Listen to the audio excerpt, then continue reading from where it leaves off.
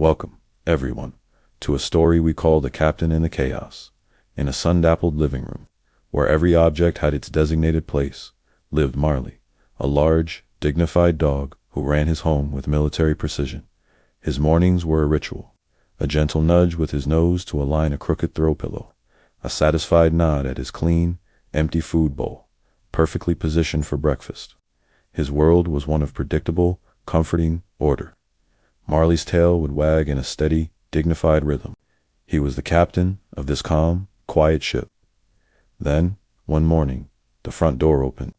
His human, Sam, entered carrying groceries and a mysterious pet carrier that rocked and bumped with an unfamiliar energy. "Hey, buddy, got a surprise for you," Sam said cheerfully. Marley's tail wagged. Surprises were usually good. A new treat, perhaps, or a longer walk. But as Sam set the carrier down, a strange scratching sound came from within. Marley's wag slowed.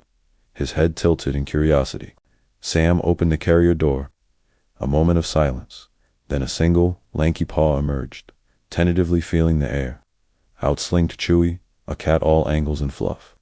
He surveyed the room, then Sam, and finally, his eyes locked onto Marley. He didn't hiss. He just stared, blinking slowly. Sam, oblivious to the brewing tension, scooped him up. "Marley, this is Chewie. He needed a home. You're going to be brothers." Over Sam's shoulder, Chewie's eyes remained fixed on Marley, a silent challenge. Marley's tail stopped wagging altogether. The serene confidence on his face melted away, replaced by a look of slow-dawning horror. The captain had just met chaos. The clash of their worlds began immediately. Take the feeding ritual. Marley would sit patiently, awaiting Sam's okay, before eating neatly. Chewie, on the other hand, would weave between Sam's legs, yowling, and try to eat kibble directly from the bag on the counter before his bowl was even on the floor. Then there was the toy bin. Marley's toys were kept in a neat basket. He'd select one, play, and then dutifully return it.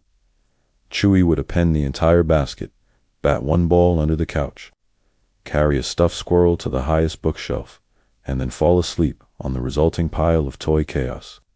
And the sacred nap schedule. At 2 o'clock sharp, Marley would claim his favorite sun patch on the rug. But just as he settled down, Chewie would appear from nowhere, pounce on his tail, and then dart away to curl up precisely in the center of the sun patch. Marley could only stare, utterly incredulous. One day, the living room was in complete disarray. A plant was knocked over. Cushions were askew.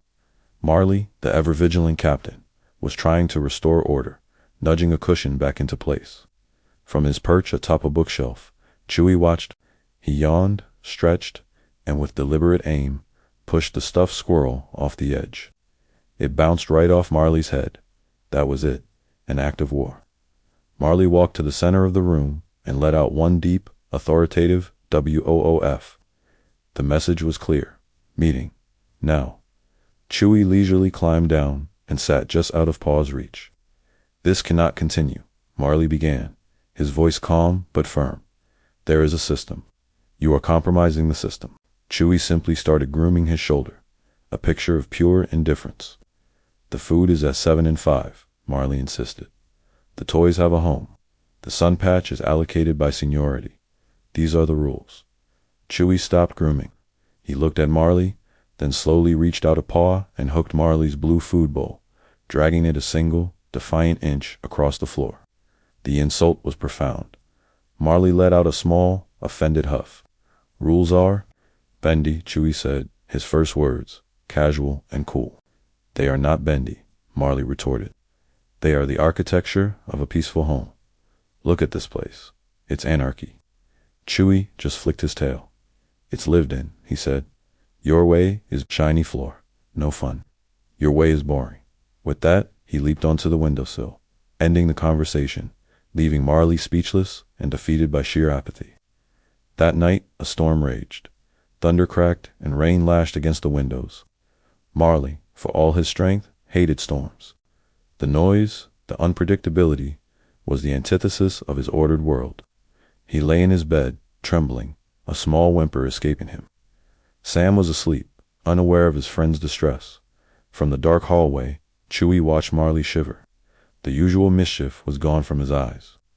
Another loud boom of thunder echoed, and Marley ducked his head. Silently, Chewie padded into the room. He didn't say a word. He just walked to Marley's bed, circled once, and plopped down, pressing his long, warm body against Marley's side. Marley froze. The trembling slowed. Then Chewie began to purr. It was a loud, rumbling, motor-like sound that seemed to cut through the noise of the storm. It was a constant, a rhythm, a different kind of order, living, breathing one. Slowly, Marley relaxed. He rested his head on his paws, leaning subtly into Chewie's warmth, finding a strange comfort in the chaos. The next day, the sun was shining. In the backyard, Marley was guarding a stick when the menacing dog from next door, Brutus, stuck his muzzle through a hole in the fence, growling. New stick. Gimme Marley stood his ground, but was clearly nervous. This was a rule breaker of a different kind. But before he could react, Chewie was there. He jumped onto the fence post right above Brutus, sat down, and just stared with those unblinking green eyes. The stick stays, Chewie said quietly. You go.